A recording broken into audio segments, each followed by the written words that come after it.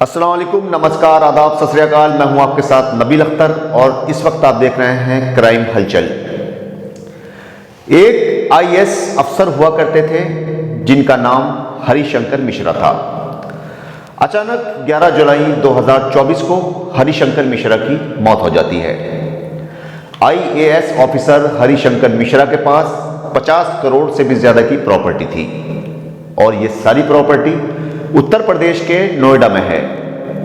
उनकी मौत के बाद अचानक एक महिला नोएडा प्राधिकरण में पहुंचती है और वो अपने आप को हरिशंकर मिश्रा की पत्नी बताती हैं। वो अपना नाम शीबा शिखा बताती हैं और उनकी उम्र लगभग 30 साल की थी।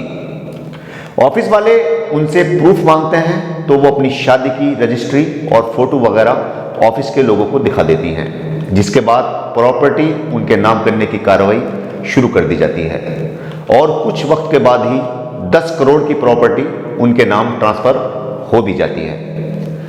अचानक इस मामले में एक नया ही मोड़ आता है। जिस दिन प्रॉपर्टी हरिशंकर मिश्रा की पत्नी के नाम ट्रांसफर होती है, उसके 24 घंटे बाद ही एक और महिला ऑफिस में पहुंचती हैं और ये भी अपने आप को हरिशंकर मिश्रा की पत्नी बताने लग जाती हैं। ये सुनते ही नोएडा प्राधिकरण के अधिकारियों के हाथ पांव फूल जाते हैं कि ऐसा कैसे हो सकता है। हरिशंकर मिश्रा की दो पत्नियां कैसे हो सकती हैं। इस महिला की उम्र 45 साल के करीब थी। इस महिला ने अपनी शादी के प्रूफ और अपने बच्चों के दस्तावेज और डिपॉजिट आदि भी कार्यालय में पेश किए। अब नोएडा प्राधिकरण बड़ी उलझन में पड़ गया कि करें तो आखिर करें क्या, क्योंकि 10 करोड़ की प्रॉपर्टी उन्होंने पहले ही शीबा के नाम ट्रांसफर कर दी थी। फौरन ही जो प्रॉपर्टी ट्रांसफर की गई थी उस पर रोक लगा दी जाती है। ऑफिस अभी पशोपेश में पड़ा हुआ ही था कि एक और महिला नोएडा प्राधिकरण के ऑफिस में पहुंचती हैं और वो भी बताती हैं कि वो हरिशंकर मिश्रा की बेटी हैं और उनकी मां यानी हरिशंकर मिश्रा की असली पत्नी कुशीनगर में रहती हैं। उसने भी कार्यालय को अपने दस्तावेज पेश किए और हरिशंकर मिश्रा की प्रॉपर्टी पर अपना दावा पेश किया। अब प्राधिकरण पशोपेश में पड़ गया कि आखिर ये माजरा क्या है। हरिशंकर मिश्रा की 3 पत्नियां कैसे हो सकती हैं। अब हम आपको इनकी पहली पत्नी यानी शीबा शिखा का दावा बताते हैं कि उन्होंने क्या दावा किया है। उनका कहना है कि उनकी शादी 3 जुलाई 2024 को हुई थी, यानी कि हरिशंकर मिश्रा की मौत से कुछ वक्त पहले ही। इसलिए उनके पति की पूरी प्रॉपर्टी पर उनका ही हक है।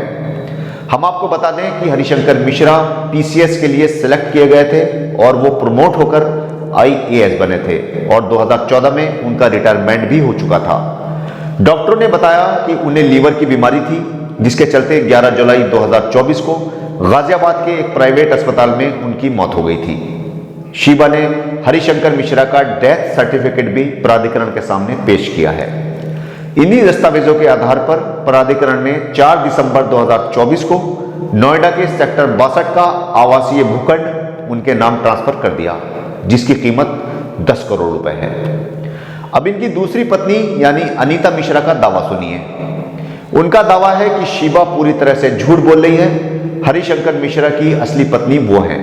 हरिशंकर मिश्रा से उनके एक बेटा और एक बेटी भी हैं। उनकी शादी को 27 साल हो चुके हैं। मजे की बात यह रही कि इन्होंने भी प्राधिकरण के सामने हरिशंकर मिश्रा के साथ हुई शादी के दस्तावेज और उनका डेथ सर्टिफिकेट भी पेश किया है। उनका कहना है कि उनका एक 24 साल का बेटा और एक 23 साल की बेटी भी है जो हरिशंकर मिश्रा की ही हैं।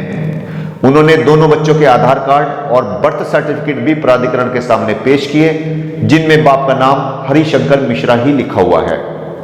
अब उनकी बेटी के दावे पर नजर डाल लेते हैं। उनकी बेटी का कहना है कि वो ही हरिशंकर मिश्रा की असली बेटी हैं और हरिशंकर मिश्रा की असली पत्नी कुशीनगर में रहती हैं और वो इस वक्त बीमार हैं, इसलिए नोएडा प्राधिकरण में पेश नहीं हो सकती। इस लड़की की उम्र तकरीबन 45 साल है। जब प्राधिकरण के अधिकारियों ने इस लड़की से दस्तावेज मांगे तो उसने भी दस्तावेज और हरिशंकर मिश्रा का डेथ सर्टिफिकेट प्राधिकरण के सामने पेश कर दिया। हरिशंकर मिश्रा के नोएडा में 2 प्लॉट सेक्टर 62 और एक प्लॉट सेक्टर 66 में है। इनकी कीमत लगभग 15 करोड़ रुपए बताई जा रही है। इसके अलावा हरिशंकर मिश्रा के लखनऊ और कुशीनगर में भी प्रॉपर्टी होने का मामला सामने आया है। हरिशंकर मिश्रा की उत्तर प्रदेश में कुल 11 प्रॉपर्टियां हैं, जिनकी कीमत लगभग 50 करोड़ रुपए है।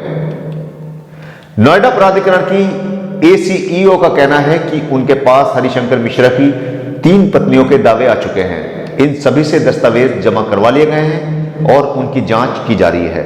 कुछ ही वक्त में जब जांच पूरी हो जाएगी तभी असली बात निकलकर सामने आएगी और तब तक हरिशंकर मिश्रा की प्रॉपर्टी को किसी के भी नाम पर ट्रांसफर नहीं किया जाएगा। अब देखना यह है कि नोएडा प्राधिकरण के सामने दूध का दूध और पानी का पानी होने में कितना वक्त लगेगा और इस प्रॉपर्टी का असली मालिक कौन निकलकर सामने आएगा। हमें आपकी भी राय चाहिए। आपको क्या लगता है कि क्या यह सारा खेल प्रॉपर्टी के लिए किया जा रहा है या सच में हरिशंकर मिश्रा की 3 पत्नियां हैं? और अगर सच में उनकी 3 पत्नियां हैं तो यह बात इतने वक्त के बाद भी छुपी कैसे रही और अब उनके मरने के बाद अचानक उनकी ये तीनों दावेदार पत्नियां कहां से सामने आ गईं? अपनी राय हमें कमेंट बॉक्स में लिखकर जरूर बताइएगा। हमें आपकी राय का इंतजार रहेगा। कल आपसे फिर मुलाकात होगी एक नई कहानी के साथ। तब तक अपना और अपने परिवार का अच्छी तरह से ख्याल रखिए और देखते रहिए क्राइम हलचल विद नबील अख्तर। जय हिंद।